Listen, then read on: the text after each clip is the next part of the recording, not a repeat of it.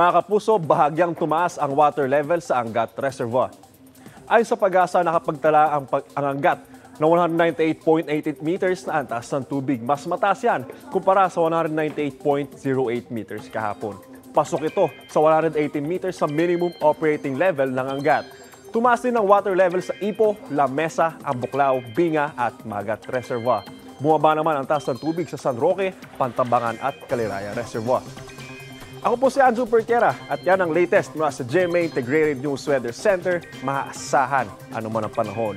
Know the weather before you go para may safe lagi, mga kapuso.